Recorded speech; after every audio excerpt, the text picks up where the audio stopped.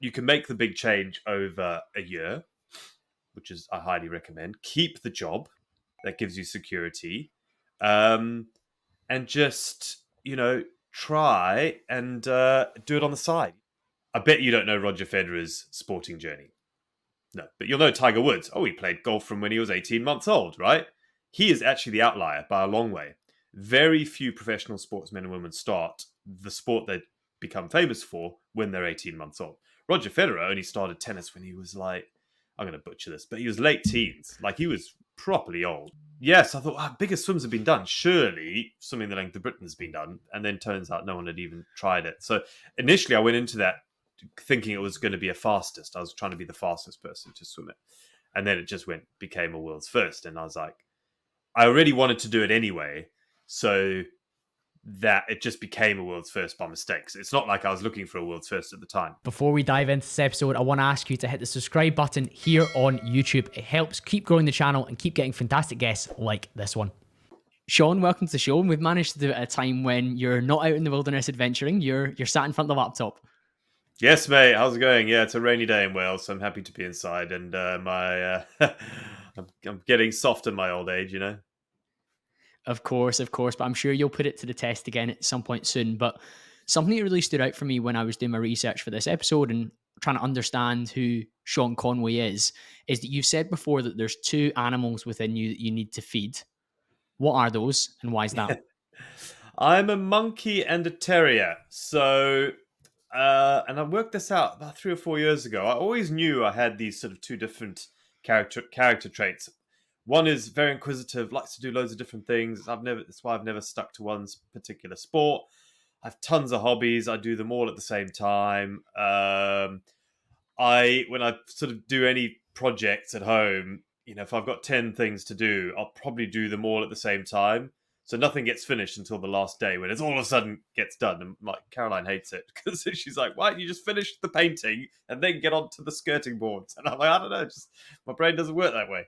But then every now and then I realized I had this part of me needed like something to chase, a scrap. I just felt agitated, and for years I didn't really know how to feed that animal in me. And yeah, it turns out that me doing these long, very difficult, arduous journeys seems to be the thing that gives me the most sort of reward, physically, mentally, everything, life, whatever you get out of life, everything like that. So yeah, it's a bit annoying that I have to go and do 3.5 months worth of full iron triathlons to feed the terrier, but that's just the way it is now, really. And I'm happy with it. And actually, I quite enjoy doing those big, hard things. I don't enjoy them at the time; they're horrible, miserable. But the whole journey, and even though I famously have always said it's not about the journey, it's all about the destination, which is still very true.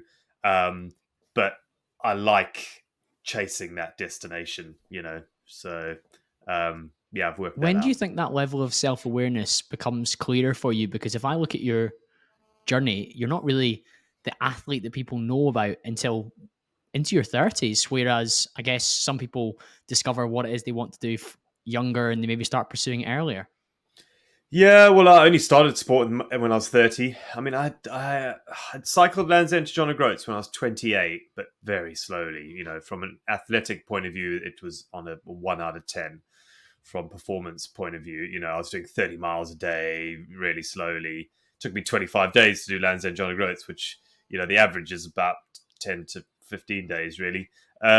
So yeah, there was no athleticism in my 20s.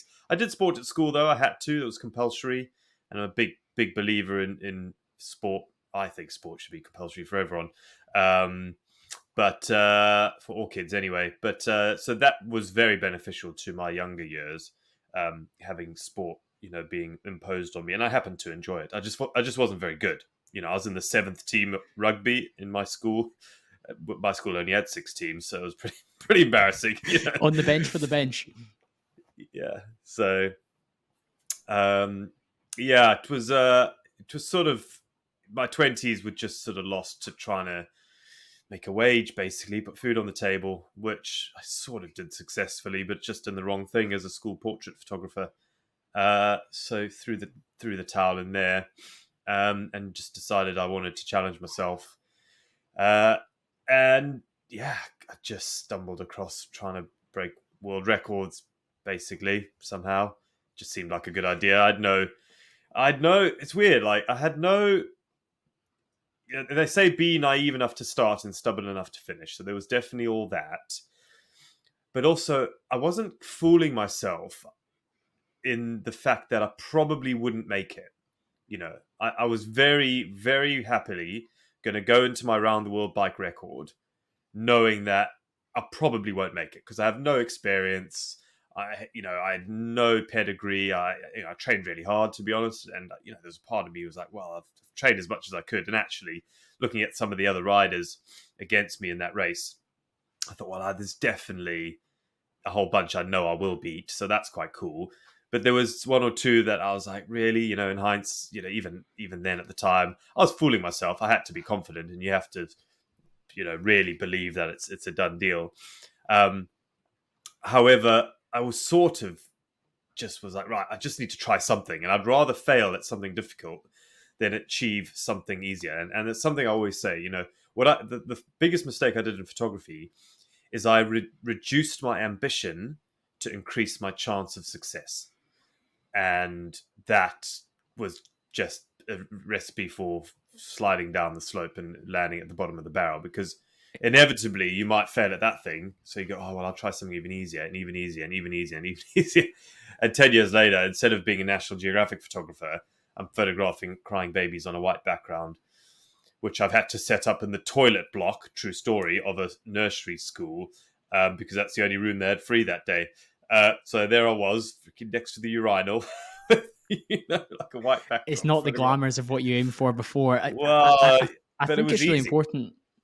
Easy. Yeah, yeah, that was the And you could problem. achieve it. It was a box you could tick. I think that's a valuable lesson very early on in our discussion, that if you do adapt your expectations, then of course there's an element of satisfaction from achieving those. But if they aren't your true expectations, then there's that kind of hollowness to the achievement and you don't really feel fulfilled. And for you to get to 30 and be like, I'm going to radically change how Sean Conway shows up in this world, it probably takes an element of not rock bottom, but just complete disassociation with your current circumstances to make such a big change. Yeah, 100%. If I had been mildly happy, that would have been a very different game. I was just, as you said, I was rock bottom. So for me, everyone's, oh, you're so brave. You sold your business for £1 and you quit and you gave everything up and you were 30 and you have no A levels and you have no GCSEs and you didn't go to university and you're 30. What are you going to do? But for me, there was sort of no other choice. I was like, I'm definitely not carrying on with this any longer, because this is just, there's nothing about what I was doing in the photography that was worthwhile for me, you know.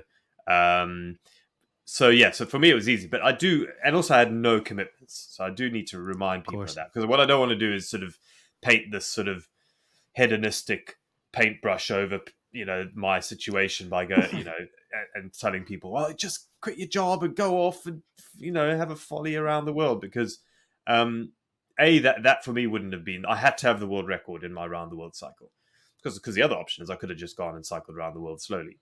And had an adventure. And for me, that wasn't exciting. It didn't challenge me.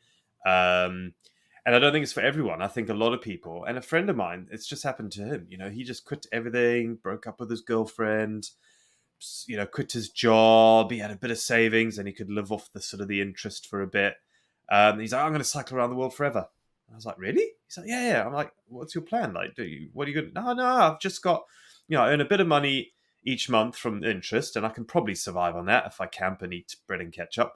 And I'm just going to go on forever. I was like, oh, okay, well, fair enough. No, that's cool. He lasted 6 months, and he said I couldn't do it. I had no focus. I had no drive. So, and that for me was similar. I just had to have the big thing to aim for, and then the reason I was able to do that was because I was single and mortgageless. So, I just had the stars aligned a little bit in my favor. It would have been very selfish for me if I'd had a family and Of food. course, there's the whole comfortably numb piece. If you're on the average UK salary, you've got the mortgage, you've got the BMW on the driveway, you've got the one holiday a year. You're not compelled to make the change that somebody who is in a circumstance that they just hate and need to get away from is going to do. And kind of to expand that out, you might be in a relationship that's just okay. You argue every Saturday night when you're both pissed, but he's not violent to me. He doesn't cheat on me, so I'm going to stay with him. And you're thinking, no, it doesn't have to be so terrible for you to make the change. But sometimes when things are terrible, it's almost the push in the right direction to actually go and make a drastic move or change in your life. Yeah, and also the drastic change doesn't have to happen overnight. I think that's the other mistake. For me, it did. It was overnight, literally done. I'm out. I had enough savings to live in London for a few months, and then I had to make a plan. Probably move back in with my mum, which I'd sort of prearranged anyway, in a 1-bedroom flat in Cheltenham. So life was I knew life was going to be tough. Making that decision, I knew things were going to change. I was going to have to leave my flat. I had a flat share with 2 people in North London. I was gonna have to just scrounge and blah blah blah and all that sort of thing.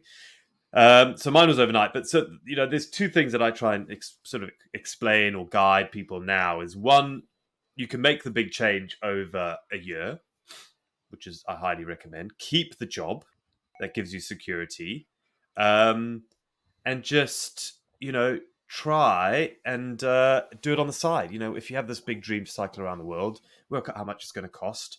Work out all the kit you need, work out how fit you're going to have to get, and start saving, start training, start picking up the skills from people. And you can do that over a year, and that's totally doable.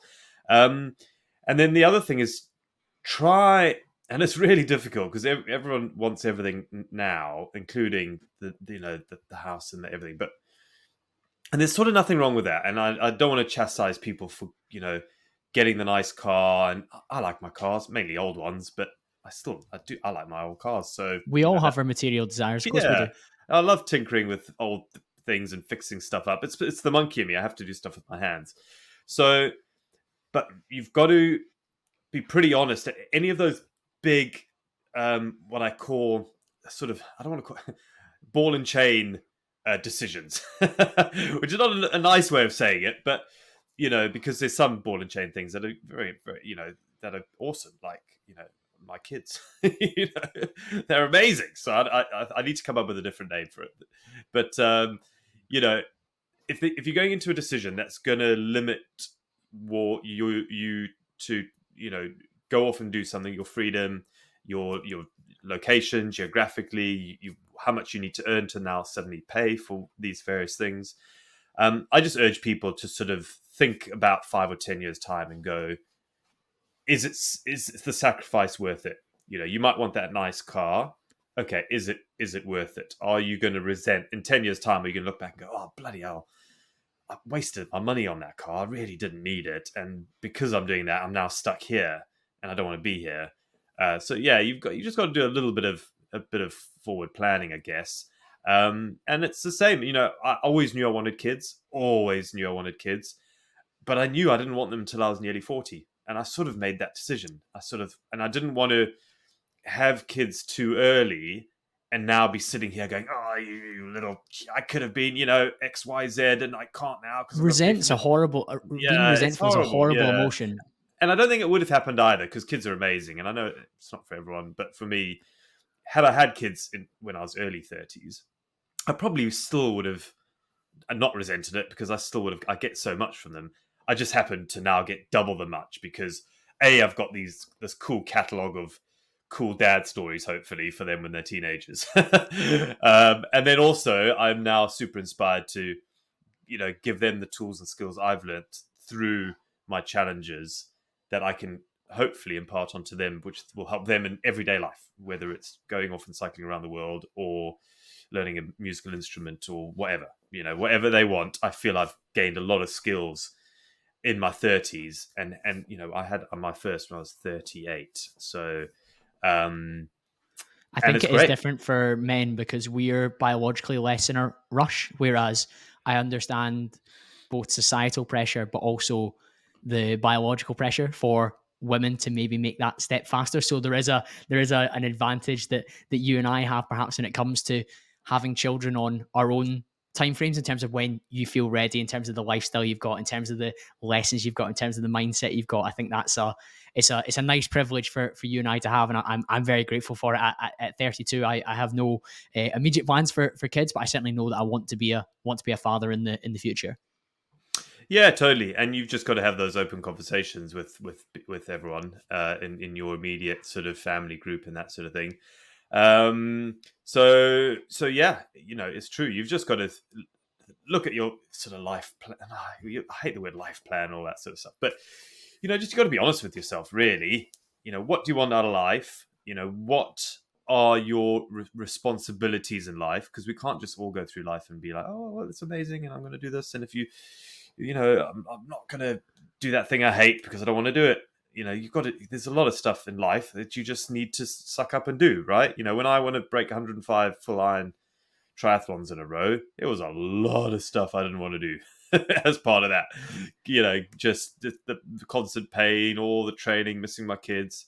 But for me, it was worth it in the long term. So you've got to really know what you want, which isn't always easy because not everyone knows what they want. But you can Of sort course. of write it down and have just chat about it and see if it's worth it. If it's worth it, because sometimes if you just go, I'm just going to go cycle around the world, you might end up in a worse place. So I am quite nervous of I telling agree. So, people that. sometimes you see people set goals based on what they see on social media or they see other people doing as well. Whereas I think when you intrinsically know that your goal is true to you and it's set by you and it's not been influenced too much externally, of course, we're all influenced and byproducts of what we see and what we consume.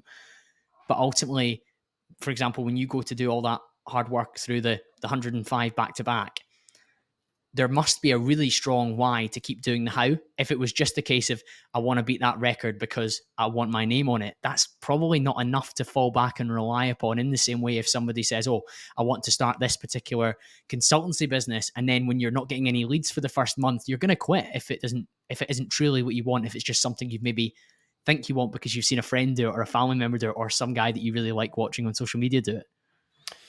Yeah, a couple of things to unpick there. One, be realistic with your time frame. So if you want to, do 105 full irons in a row, and you've never done one, don't think you can train for 6 months and do it. It's just you biologically probably not going to happen because you just won't have the strength, the tendon strength. You've got to put in the effort.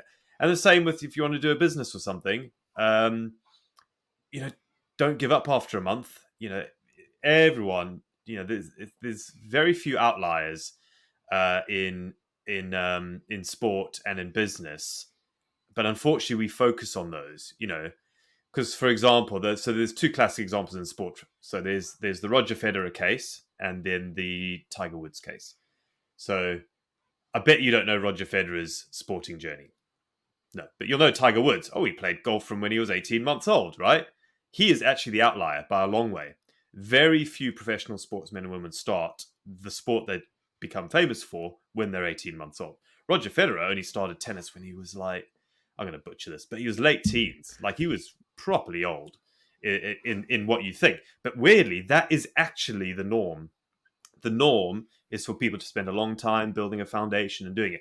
But you always hear the story of the stuff that's because also you can't repeat Roger Federer's success if you looked at it from a strategy point of view, because you're like, oh, what? He did 17 different sports at 2 hours a day each sport, and then he did dancing, and then he took some time off, and you're like, you can't strategize it. But everyone can replicate Tiger Woods' success. Go, well, here's a golf club, play for 6 hours a day from when you're 18 months, and you're going to be world champion, or the Williams sisters. So there's you only hear about the outliers, but actually, for the most part, it's the long, slow building up the foundation, getting good, getting that positive feedback loop when you're slowly getting better and better. And also, if you get too good too quickly, you start getting some negative feedback loops because you've got to the top so early on. And all of a sudden you're like, oh no, I'm getting worse. But then as a sports person, you've got to look at the biology gods sometimes and realize that you're just going to get slower as you get older, but you'll go further, but you might not be as fast. Absolutely. When it comes to the two different animals within you, one of the questions I'm really intrigued to understand is, how do you balance between this drive for exploration and variety, but also the ability to actually get good at something? Because if I look at my own personality traits, I'm pretty good at being narrow but deep. I'm not a polymath. I'm not an expert across lots of areas. I've had lots of different topics in the podcast, and I become like well versed in something for weeks at a time in order to have a great conversation. But I tend to focus my abilities and skills and my activities in one particular area. So as a personality type, I find it quite easy to be restrictive and say no to things. But I wonder, for somebody like yourself who's so explorative, who's so open to experience, how do you strike that balance between getting really good at something but also trying so many different things? Well, there's usually the monkey and the terrier aren't often awake together, so that Mm. helps. So, for example, at the moment, the terrier's fast asleep, and he's knackered after the Iron Man, you know. So, yeah, the when the terrier decides he wants something, then I just get into hyper focus, and I find it quite easy. So, I guess a bit like you, um, I will just then go very deep into everything I need. And for me, I call it the 10.5 pillars. So for me to chase a world record, for me to be the break the furthest or longest, there's four types of endurance world records you can break, and I believe I'm the only one in history to have one in all four categories, which is first, longest, fastest, and most. So I was the first person to swim the length of Britain. I had the world's longest triathlon record at one point, fastest person to cycle across Europe, and then still the fastest person to cycle across Europe unsupported, and the most full iron triathlons in a row. So I've had a I had record in the all four of 3S those. written down because I know that Yeah, you used, instead of longest, you had furthest before. But I laughed when you spoke about doing the most, because if we yeah. were squeezing the F in there, we could maybe say frequency, couldn't we? Frequency. Because Yeah, it was so no, it doesn't frequent. work. I love alliteration, but I love that those were the four kind of key metrics that you relate to when it comes to endurance as well. Yes, and weirdly, that was the monkey that worked that out, and then that got the terrier excited because he had something else to chase now. He had a different type of world record to chase, and I had this big scary dream of like, I wonder if I could get the Grand Slam. Like no one in the world's got it. You know, there's a couple of people who could get it, like Mark Beaumont, Ross Edgley. There's a couple of who've done world's firsts, basically, because that's the rarest one to do.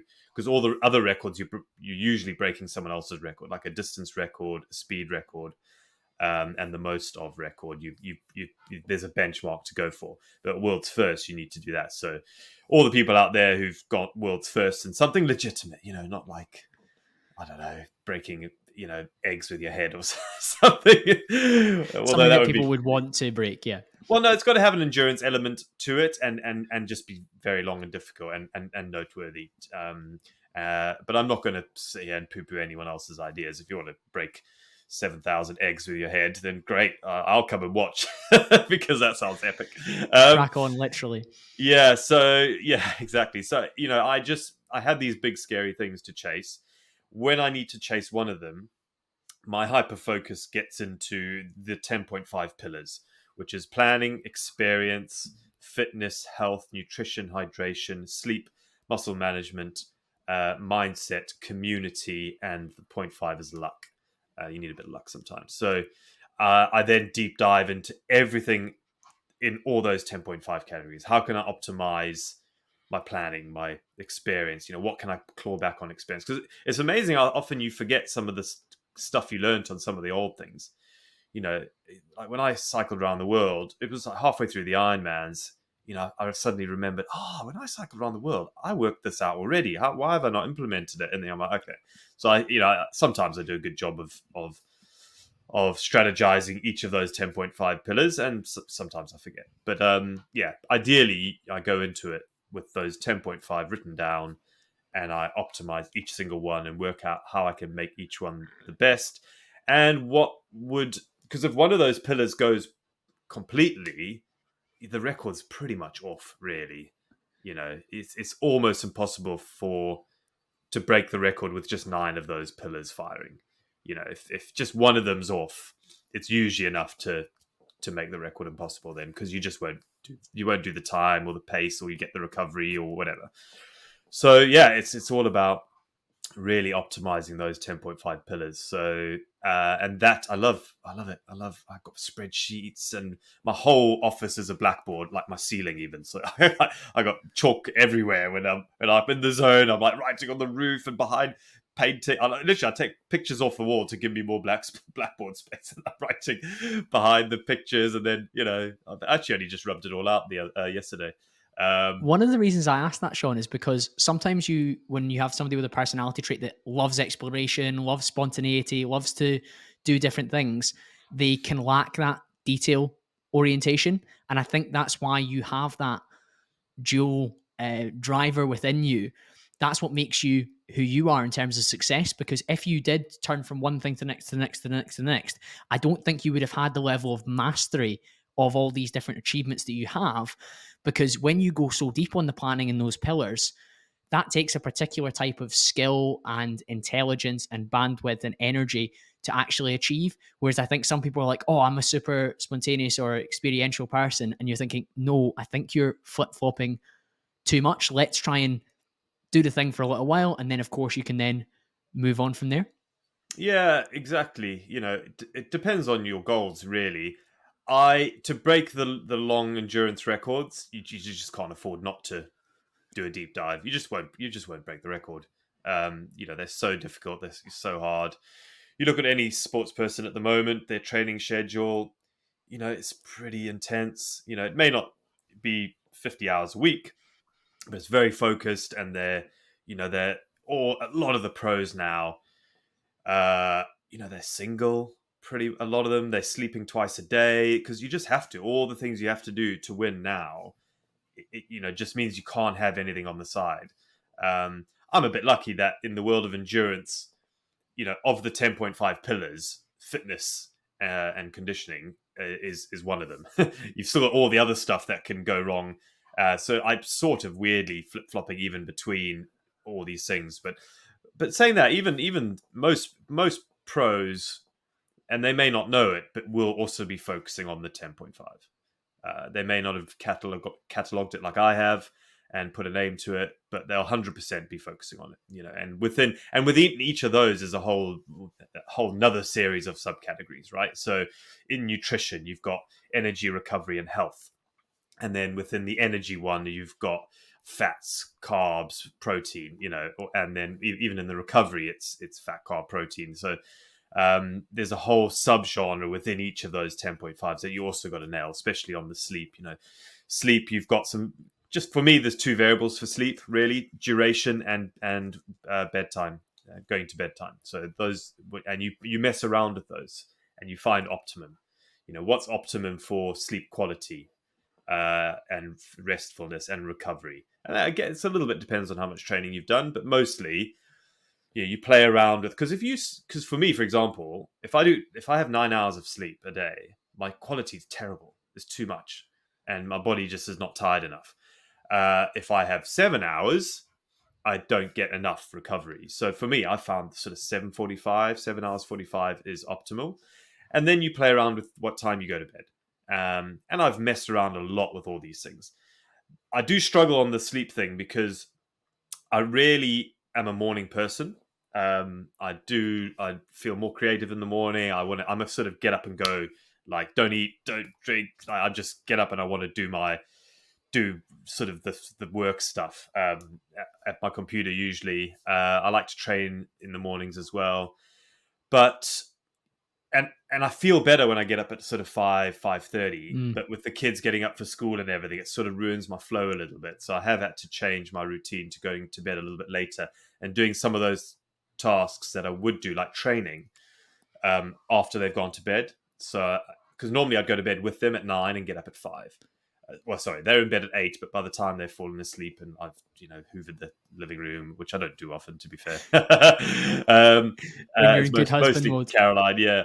But once we've tidied the toys up and put everything in the dishwasher, it's usually about 9 o'clock. And then normally, so I tried that 9 till 5, and it just wasn't really working. So as now, when the kids are in bed, I do the training in the evening. So, and most adults with kids who are my age anyway will mostly get about 2 hours, after the kids go to bed or before the kids wake up, if you want to do that protocol instead.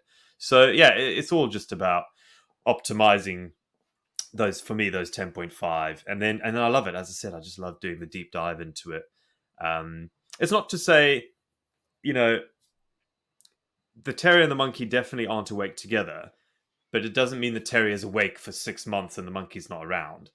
The monkey still might come out every evening, It'll and be pop like, its right, I'm head going. in to try and get involved. Yeah, well, you just, at the end of the day, there's a couple of things I just know I need to do for my sort of brain space that buy me more brain space, and that's fixing stuff with my hands, woodwork mostly. I love woodwork or old cars. I don't have a banger at the moment that I'm tinkering with, but normally I do, and it'll be in the garage and it'll be a part of mess, and I'm learning something about it, and I just go down and tinker for a bit. So yeah, so the monkey does come out every now and then, but then when I am chasing the big stuff, it's mostly sort of terrier mode. One of the 10.5 was community. And that might surprise some people because you spoke there about some athletes nowadays are single and they're very focused, but community means that you're interacting with others. What role does that play within one of these huge challenges? I always it was never part of my pillars until Iron 105. And then with the biggest legacy of Iron 105 was just the community that came and supported me virtually and physically, coming and running with me or swimming with me or cycling with me. It was incredible. And I did suddenly realize the importance of community. And that community doesn't have to be someone running next to you going, well done, mate, you're doing well, keep going. Because I hate that. I hate people giving me sort of like, especially when they say, well done, mate, you're doing so well. I'm like, how do you know what I'm doing? I'm like, come on, then. I need facts. Give me facts. Give me my pace. What's my end time? Like, that was with the crew for Iron 105. I was like, guys, just don't tell me I'm doing well, Data because only. I just want data. Like, what's my finish time? What's my likely recovery time on this? And I'll know. I've got enough experience in this. But don't sit there and run next to me going, well, you're doing well, mate. Keep pushing, because actually I might not be doing well. It may be a lie. And that's not for me. Just give me the data and then I'm good. But the community, and it could be, and there's nothing wrong with it, the fact when you upload stuff to Strava, people go, bloody hell, mate, that was a good bike ride. Geez, you're really improving.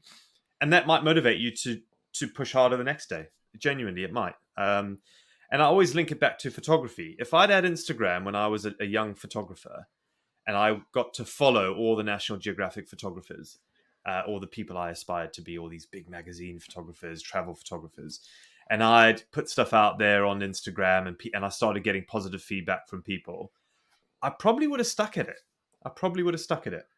It's a huge Because, reflection, isn't it? How well, important because that would have been. yeah, I would have been massively, and not only I would say, for me, what would have been more important is seeing how other people are doing it, rather than getting the justification. Because I'm really self motivated mostly. I very rarely need people to tell me I'm Yeah. doing well.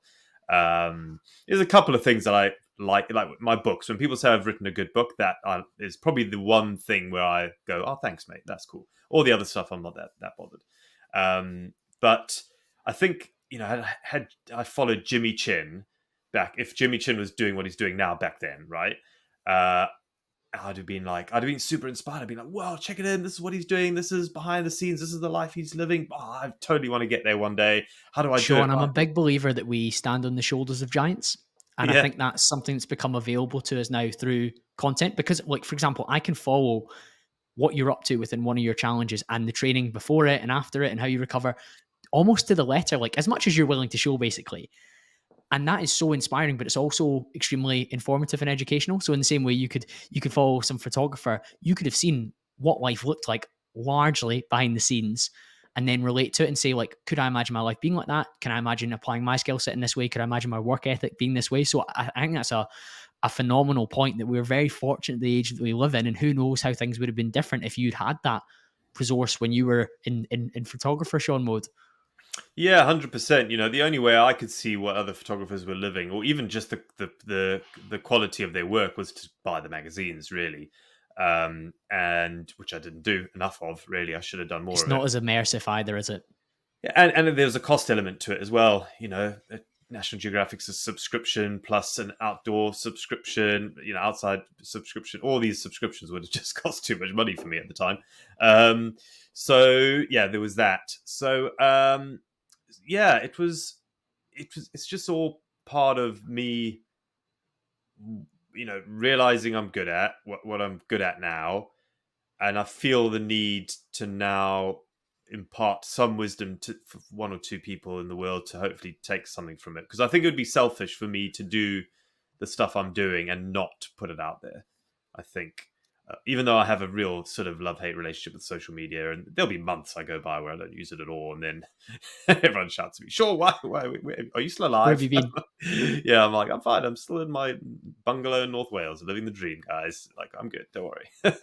But What did that community look like then for the 105?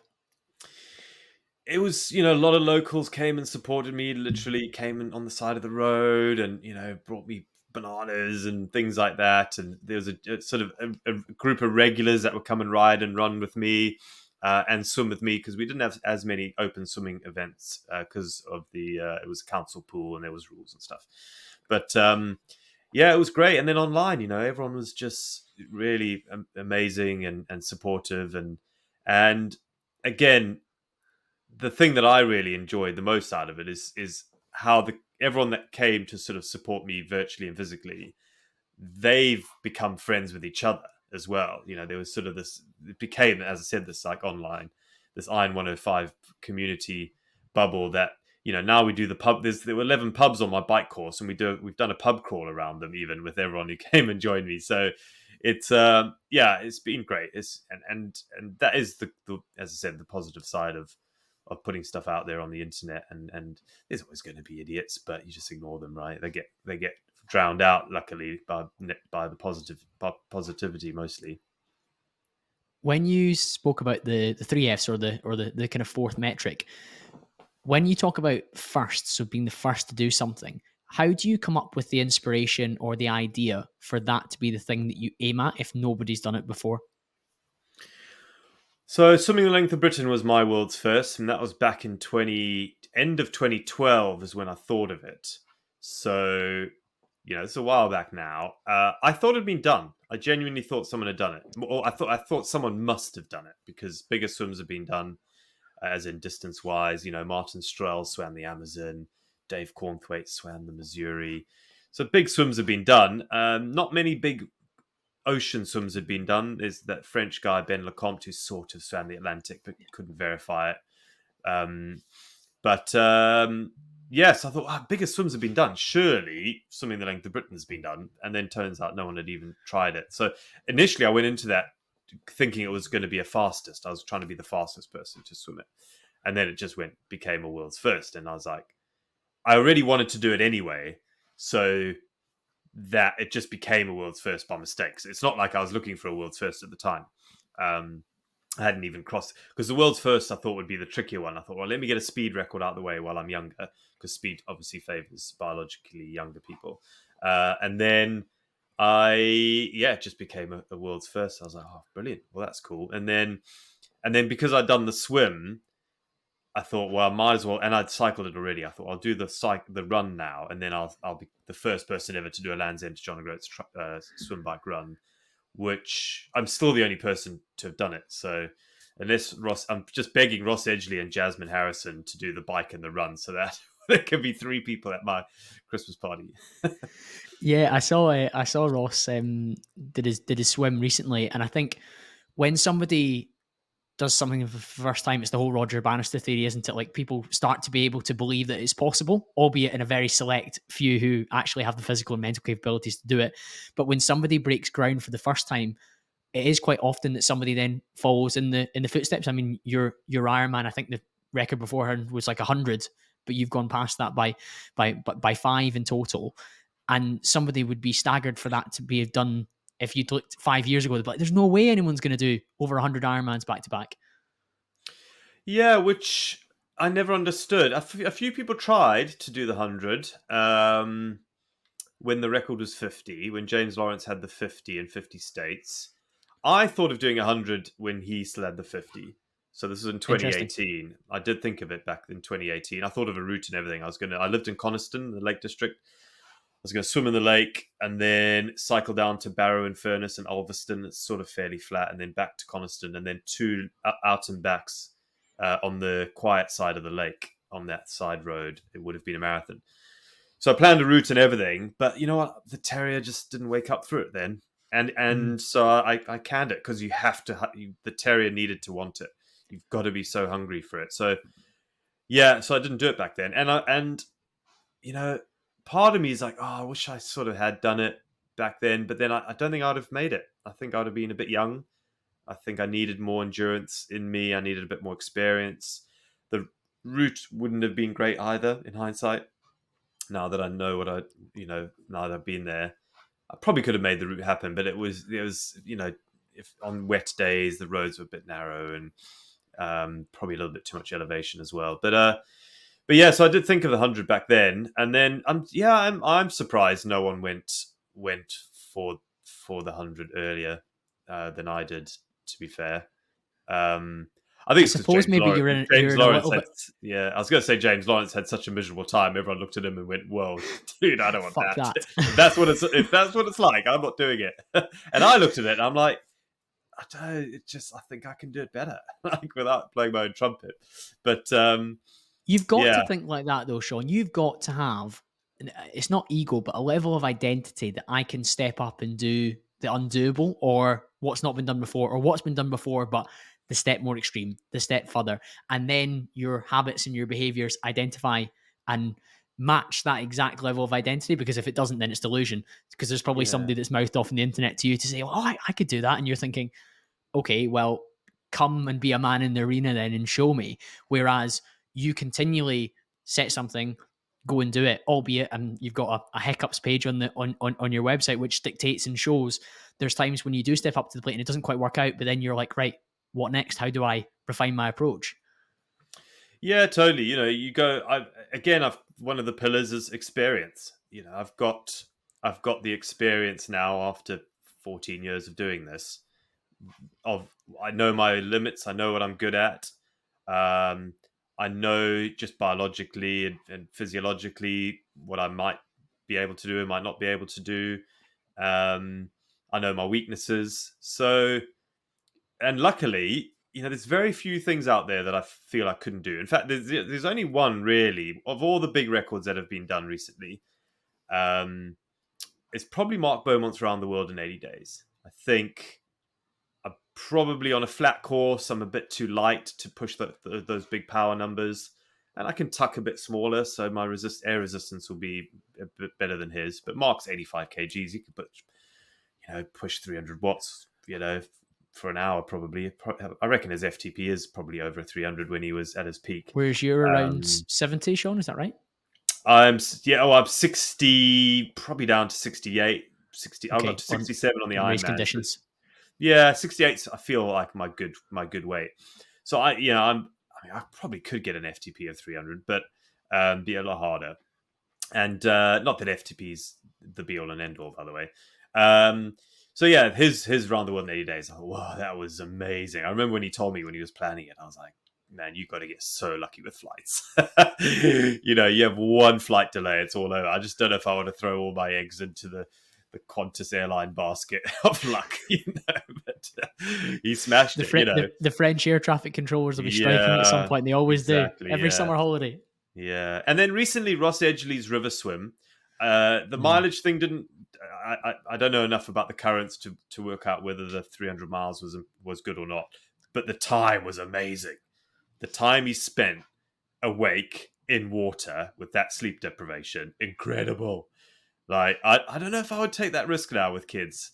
I just worried I'd fall asleep. I've done some sleep deprivation stuff, and it's got a lot worse since the Iron 105.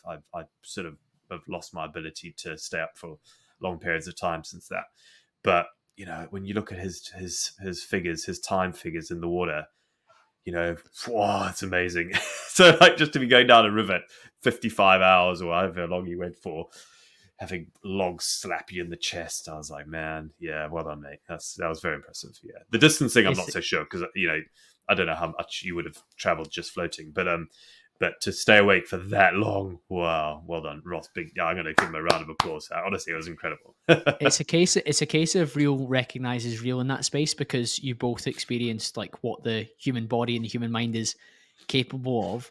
Are there any things that you see and it inspires you to push for the next level again? Of Ross's swim, you mean, or Just in general, Sean, in terms of stuff that you see yeah, happen, you're like, wow. yeah. I mean, the, yeah, there's a lot of stuff that's happening in cycling, in ultra cycling, that a big part of me feels like I threw in the towel on the ultra cycling too early. When Mike Hall got killed in the race across Australia, that just took the wind out of my sails for ultra cycling. You know, he's one of the best in the world, and he got run over, and I'm like, if he can't get out of it, you know, and I've had a bad accident as well. I've been run over. I just thought, I don't know if it's worth it. You know, I just don't know if I want to play those long sleep deprivation games on public roads. And then, you know, then I got married and had kids, and then that even further cemented the idea that I just don't want to do the sleep deprivation and those long graveyard shifts when other drivers think they're the only ones on the road. Um, but then I see like what Lachlan Morton's doing, and I don't think I'd ever be up at his level. But maybe, you know, there's a part of me that goes, you know, could I have really stepped it up a gear in the ultra cycling game? And now, am I too old? Probably not. Probably not. I'm 43. Biologically, I'm probably still good, but whether I could just push those big numbers for long times, like if you look at Lachlan Morton's power data, it's very impressive. You know, and that comes with just years and years and years of just only riding bicycles. And I've gone and done loads of other stuff. So I don't have any regrets, but there's a part of me that's just like, oh, I do wonder if I had another big cycling record in me, you know. So, but it's good to have those dreams, you know. And I don't know. I just need to be honest with the biology gods. Really, I'll probably have another 5 years to try and have a crack at something, but maybe something that's off road, like the Tour Divide. I don't know. Maybe that. There's always itches left to scratch, but I think you having that, like you say, family responsibility and that kind of recognition in your head of what is actually possible, and not putting yourself in a task that, while it may seem impossible to the outside, you know yourself it's not completely impossible. Albeit, I think you said your very, very first undertaking of like kind of in the endurance world, you're like, I actually don't think I'm going to do that well here, but there's people in this race that I think I might beat, so it's okay. I'll be amongst the top half. Yeah. Well, that was the first one. After that, I was like, I want to win. There's a lot. Yeah. Yeah. Well, you prove to yourself though, don't you? You provide a body of evidence that you are who you say you are, and you are who you're trying to aim to be. Otherwise, like you say, it's delusional, or it's foolish to undertake that. Whereas nowadays, you've got a track record of saying, when I turn my mind to something, I can focus on it and I can deliver. Yeah, and the terrier just needs to chase for the win. You know, the terrier just doesn't get excited about trying to be in the top half or second. You know, it just, and I have to be honest with myself. I can't, and I don't want to sit here and go like, oh wow, you know, well done, Sean. You know, you're actually the second best in the world. Uh, because if I open that door for, and we'll use the Iron 105 as an example, there were one, two, three. There were three key moments in Iron 105 where I could have legitimately quit and had a record. So when I got to 21, I got the British record. I could have been like, oh sweet, I got the British record. I'm happy now. When I got to 42, I got I surpassed the French guy who's in the Guinness book. When I got to 61, there's a Lithuanian chap, Rate Ratasep. I got his record. I got the European record basically at 61. Those were many outs for me. You know, there were many outs of like, you know, if on day 66 or 67, had I been happy with being the European champion for most full irons, I may have gone like, oh, well, I'm happy with that. I'll throw in the towel now. So for me, there was sort of, it's number one or nothing. And I just, there's no plan B. That's it. And I'd rather fail trying to get to number one than, as I said earlier on, then drop my ambition to increase my chance of success, you know? That links fantastic, as you said, into that whole like, oh, if my expectations and my standards fall and I meet those, it's a hollow victory. It doesn't feel the same as it should do. And I interviewed a lady called Dr. Julie Gurner recently, and she was speaking about all the different high performance people she coaches. They have unreasonably high standards and unreasonably high expectations of themselves. And that's what fuels people to work harder than people believe to be truly possible, and to do the hours of preparation, the graft when it's maybe boring, and you're analyzing that final little bit of detail that you know is going to make a difference to your performance, when somebody else would have been like, fuck this, I'll just freewheel it when it comes to that side of things. And you're like, no, actually I want to know this information so that I can give myself the best possible chance. Yeah, exactly. You've nailed it there, really. So, and that's just what I know works for me, really. That works for me. For other people, it might not. They may not want it as much, and that's fine. That's absolutely fine. I have less competition, then it's great. When it comes to you speaking and inspiring people, one of the things that I've heard you speak about before is that you're not exceptional in all ways. Like, you're not genetically blessed to be the world's best endurance athlete. You're not necessarily had the preconditions throughout your life to be this hard man who's completely unaffected by emotion and whatnot. Why do you think that's reassuring for others to hear when it comes to an inspiration perspective? um, it's the outliers concept. So basically, lots of people, if you say to them, you know, is Usain Bolt inspiring to you?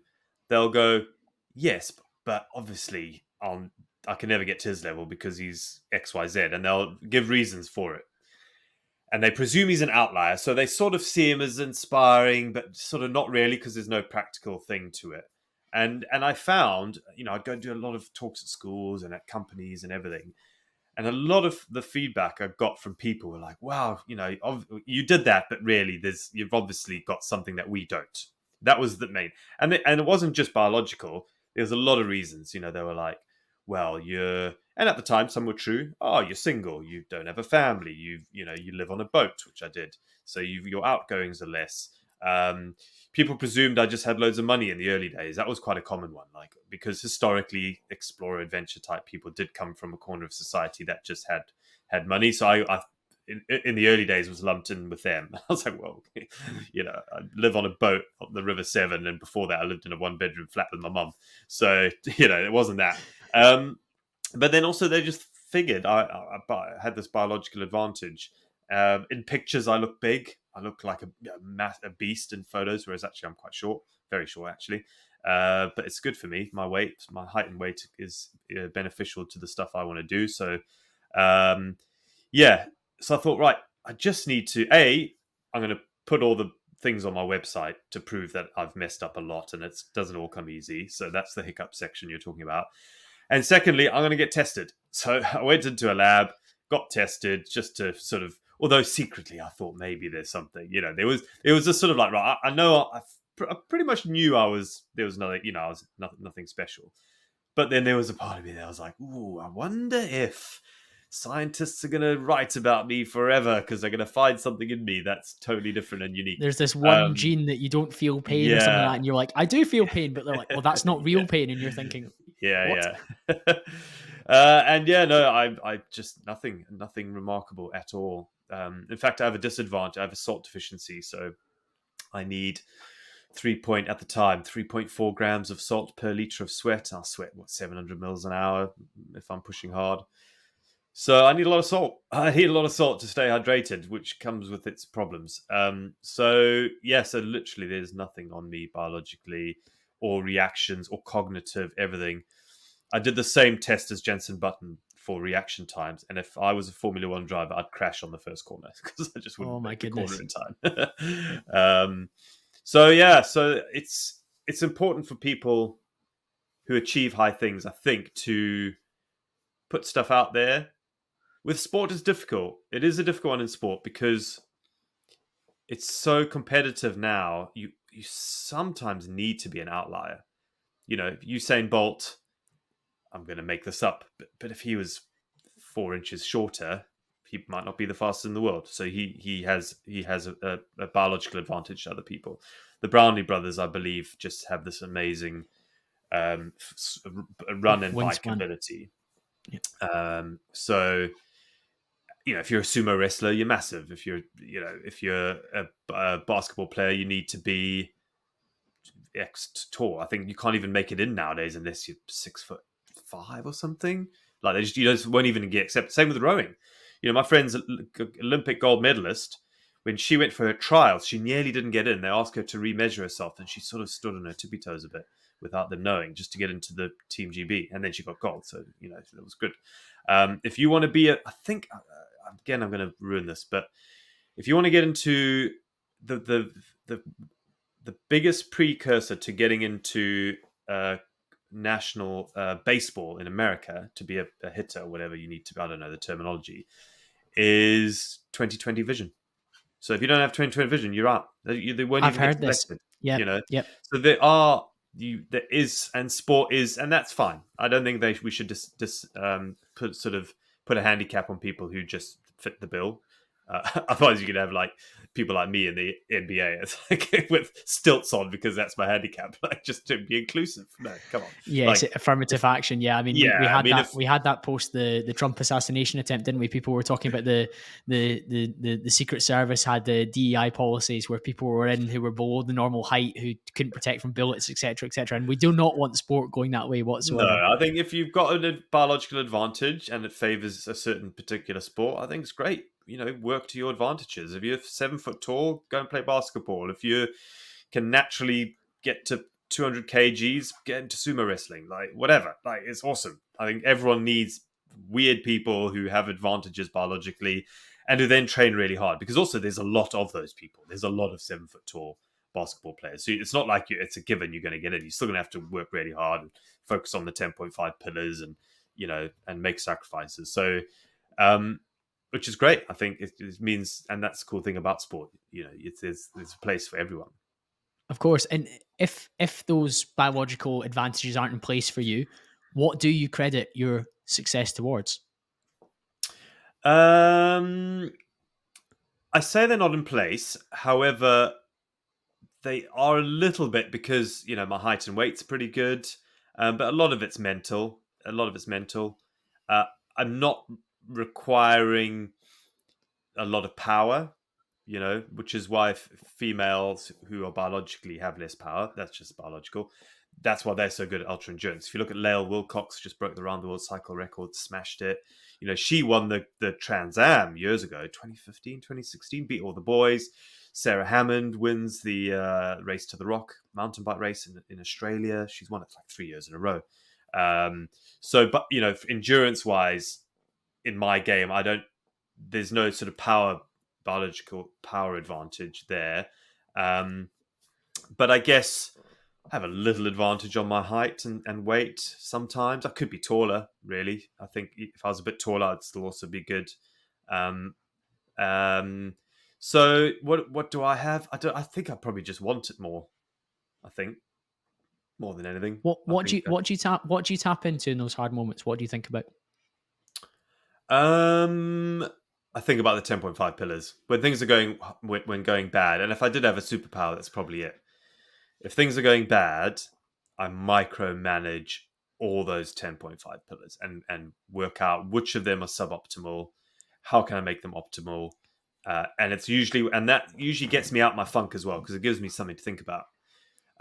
If I'm really down, I'm like, right, why am I down? Okay, I'm cold. Right, why am I cold? Well, because I'm wet. What I shouldn't be wet. I should have full-on waterproofs. What have I done wrong here? All right, my planning's been wrong. On a rainy day like this, I should have had a protocol with the crew to have waterproof everything: overshoes, trousers, whatever. If I don't have a crew, I should have that, at the front of my bag, knowing that it might be raining later. Maybe I've got the wrong kit. Like maybe I did get everything right, but I'm a layer down, and I should have, at 5 degrees air temperature on a rainy day, traveling 20 miles an hour on the bike, I should have known the perfect combination of clothing to wear to not be cold. Should I, if I've got cold hands, why have I got cold hands? Right. Well, my rain jacket was tucked into my gloves, and then the rain ran down my arm and went into the glove instead of the rain jacket being over the glove, and then I wouldn't have got. So, and all of a sudden I've fixed the problem, and then somehow, well, I've discovered the problem, and then I can work out how to fix it. And that would work for everything, like, oh, I've got a sore knee, right? Why? What type of sore? Is that just sore, or is that like potential injury? And if it is potential injury, is it a long-term injury? What will it lead to? And that comes with experience. Then, right, okay, how do I fix it? Right, I know I can. My experience says I can do this sort of taping, wear this sort of knee strap, and maybe change my shoes. I might need some advice, and then that's when the community comes in. Right, phone my physio, who's part of the community. Right, help me, Simon. What do I need to do? And then I work that out. So that's how I get out of the difficult situations. Is just micromanaging all those little things to optimize getting better. Because mostly I'm down because I'm behind the record, I would say. It's very rare that if I'm ahead of the record, anything will get me down. Um, Although in Iron 105, there's a real famous person in the Ironman world who accused me of cheating quite early on when things were going well, and that threw me a little bit because I sort of respected this guy. I've changed his name in the book, but I saw that. I respected him and that sort of thing, and I was like, wow, I just didn't understand like what his game was really. And that threw me a little bit. So that, if I'm honest, that one threw me a I little think it's bit. because it's more unexpected and it's not an angle that you expected an attack or a, a, a barb from. Yeah, totally. Yeah, and I was just so fatigued, right? A lot of that stuff just runs off me. But at that time, when I was in that fatigue moment, and also I didn't want any doubt. I didn't want any. If he had come out publicly, I think well, I know the thing that got me is if he had gone public with this, fantasy that I was cheating somehow because he had no data, and stupidly, and my crew were telling me, were like, Sean, you've done everything. Literally, the whole world is watching this. They're looking, all the data's on the, like, my heart rate, my power, my cadence, my splits, my everything. Like, it's there. You have a live tracker. There's photos and videos. Like, literally, it's impossible to cheat this. But I just didn't see it because, even if he had just gone, oh, he's cheating with no reason, he had such a big following on social media, and so, he was sort of quite highly regarded in the Ironman world. People would have believed him, really, and that would have put doubt over it. So that's what sort of made me stress. I had this big dream that I wanted to do. I failed the first time. I got back on the horse. I trained really hard, and I was smashing it, man. I was so happy with my performance and how I was doing and my recovery and the community. It was all just this, it was all working out exactly how I dreamed it would hopefully work out. And some douchebag came along and just ruined it for me a little bit. So I'll never forgive him for that. But yeah. So other than that moment, if things are going well, there's nothing much that can really derail me. Pain, that I'm feeling that's not injury or long-term injury, cold, too hot, too cold, all that sort of stuff I can usually deal with, really. I think that's great. And I think the reason that so much of that stands out to me is that much of what you're doing there is when a stimulus comes up, you're building some sort of gap between that and your response. And that's the whole kind of stoic principle, the whole kind of man's search for meaning, Viktor Frankl, where something terrible or something challenging is happening, you have some sort of gap, and then in that gap you're employing your rational mind, where you were saying that I'm wet. Is it because my water haven't been packed appropriately, or I haven't used them at the right time? Whereas so many people in that gap, or they have no gap whatsoever, they go straight into fight or flight and they aren't able to deal with it. Whereas I think somebody like yourself, who goes through so many trials, tribulations, you have this larger ability to decide how you want to respond and go from there. And I think that's something that people that listen to a podcast like this one can gain so much in whatever aspect of their life that they choose to employ that. Yeah, absolutely. But it comes with experience. I probably wasn't like that in the early days. There's probably a couple of things where I took my foot off the gas a little bit too much, thinking that I was in a worse situation than I was, or I pushed too hard, thinking I was in a better situation than I was. And that just comes with experience, really. So, yeah. But you're right, which is also another reason why endurance favors older people, because they know that knee niggle is fine. It'll be painful, but I'm not going to disable myself. So yeah, it just comes with doing it more often. So, and building that just foundation of experience over time, and knowing your body, knowing your limits, well, not knowing your limits, but knowing the the sort of the repercussions of pushing to certain limits, and you can get, and then with more experience it gets more specific. If I knew that if I had my heart rate at this for a whole day, the following day's recovery would be much longer, and if my heart rate was too low, I'd be slower, so again I'd have less recovery. So there's learning all those sweet spots with power and heart rate, and if it was windy, I knew I'd be X down on time, so maybe I'd be out for a bit longer, which might mean I'd be eating more, or need to eat more because I was out longer with a higher heart rate. So there's lots of stuff that comes with just putting in the work, basically. Just no shortcuts, really. Of course, and I don't think there's been any shortcuts throughout your career and all the different things that you've worked on. And I'm sure the audience have learned a tremendous amount from you, Sean. If they'd like to continue the conversation with you, where should they head towards? Oh, I promise I'll try and be better on social media. Yeah, everything. I'm on everything, really. And I sort of joke. I am on it sort of at least once a day, really.